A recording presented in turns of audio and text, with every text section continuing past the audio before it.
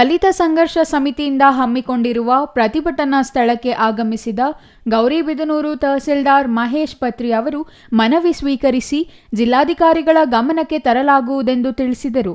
ಈ ವೇಳೆ ಡಿಎಸ್ಎಫ್ ಜಿಲ್ಲಾ ಸಂಚಾಲಕ ಸಿಜಿ ಗಂಗಪ್ಪ ಮಾತನಾಡಿ, ಇತ್ತೀಚೆಗೆ ಜಿಲ್ಲೆಯಲ್ಲಿ ದಲಿತರ ಮೇಲಿನ ದೌರ್ಜನ್ಯಗಳು ತೀವ್ರಗೊಂಡಿದ್ದು, ಪೊಲೀಸ್ ಇಲಾಖೆ ದಲಿತರ ಮೇಲಿನ ದೌರ್ಜನ್ಯ ತಡೆಯುವ ಬದಲು ದಲಿತರ ಮೇಲೆಯೇ ಕೌಂಟರ್ ಕೇಸ್ ದಾಖಲಿಸುತ್ತಿರುವುದು ಖಂಡನೀಯ ಎಂದರು.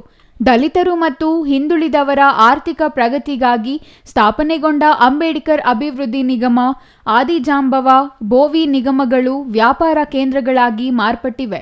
ಹಣ ಕೊಟ್ಟವರಿಗೆ ಮಾತ್ರ ಸಬ್ಸಿಡಿ ಸಾಲ ಸೌಲಭ್ಯಗಳು ದೊರೆಯುತ್ತವೆ.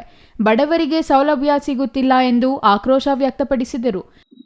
ಜಿಲ್ಲಾದ್ಯಂತ ಪ್ರತಿ ತಾಲೂಕು ಕೇಂದ್ರದಲ್ಲಿ ಕೂಡ ನಾವು ಈ ಭೂಮಿ ಮತ್ತು ವಸತಿ ವಂಚಿತರಿಗೆ ಭೂಮಿ ಮತ್ತು ವಸತಿ ಕಲ್ಪಿಸಿಕೊಡ್ಬೇಕಂತ ಹೇಳಿ ಅನಿರ್ದಿಷ್ಟ ಕಾಲ ಧರಣಿ ಸತ್ಯಾಗ್ರಹವನ್ನ ಮಾಡ್ತಾ ಇದ್ದೀವಿ.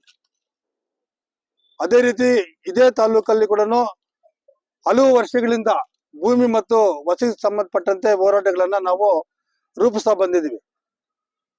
ಕೆಲವು ಸಮಸ್ಯೆಗಳು ಬಿಟ್ರೆ ಎಲ್ಲ ನಮ್ಗೆ ಮಾಡೇ ಇಲ್ಲ ಅನ್ನೋದಕ್ಕಿಂತ ಮುಖ್ಯವಾಗಿ ಕೆಲವು ಆಗಿದ್ದಾವೆ, ಇಲ್ಲ ಅಂತ ಹೇಳಕ್ಕಲ್ಲ. ಕೆಲವು ಮುಖ್ಯವಾಗಿ ವಸತಿ ಮತ್ತು ಭೂಮಿಗೆ ಸಂಬಂಧಪಟ್ಟಂತ ಕೆಲವು ವಿಚಾರಗಳು ಇನ್ನ ಕೂಡ ನಮ್ಮ ಸರ್ಕಾರದ ಮುಂದೆ ಇದ್ದಾವೆ. ಆ ಕಾರಣಕ್ಕಾಗಿ ಮತ್ತೆ ನಮ್ಮ ಹೋರಾಟ ಶುರು ಮಾಡಿದ್ದೀವಿ. ತಾಲೂಕು ಸಂಚಾಲಕ ಪಿ ನರಸಿಂಹಮೂರ್ತಿ ಮಾತನಾಡಿ, ಜೀಲಾಕುಂಟೆ, ಹಕ್ಕಿಪಿಕ್ಕಿ ಕಾಲೋನಿ, ಕುಡುಮಲಕುಂಟೆ, ಗುವ್ವಲಹಳ್ಳಿ, ಮರಿಪಡುಗು, ನಗರಗೆರೆ, ಮಲ್ಲೇನಹಳ್ಳಿ, ತೋಕಲಹಳ್ಳಿ ಗ್ರಾಮಗಳ ನಿವೇಶನ ರಹಿತರಿಗೆ ನಿವೇಶನ ಮಂಜೂರು ಮಾಡಬೇಕೆಂದರು. ತಾಲೂಕಿನ ಜೋಡಿ ಗ್ರಾಮಗಳ ಗೇಣಿದಾರರ ಭೂ ಸಮಸ್ಯೆ ಕೂಡಲೇ ಇತ್ಯರ್ಥ ಮಾಡಬೇಕು. ಅಪೂರ್ಣಗೊಂಡ ಅಂಬೇಡ್ಕರ್ ಭವನಗಳನ್ನು ಪೂರ್ಣಗೊಳಿಸಬೇಕು ಎಂದರು. ಸಂಘಟನಾ ಸಂಚಾಲಕ ಸೋಮಯ್ಯ ಮಾತನಾಡಿ, ಬೇಡಿಕೆಗಳನ್ನು ಈಡೇರಿಸುವವರೆಗೂ ಅನಿರ್ದಿಷ್ಟಾವಧಿ ಪ್ರತಿಭಟನೆ ಮಾಡಲಾಗುವುದು.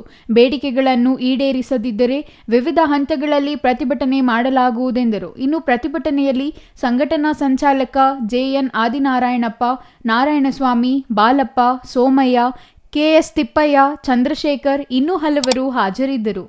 R Manjunath, CTV news, Gauribidanur.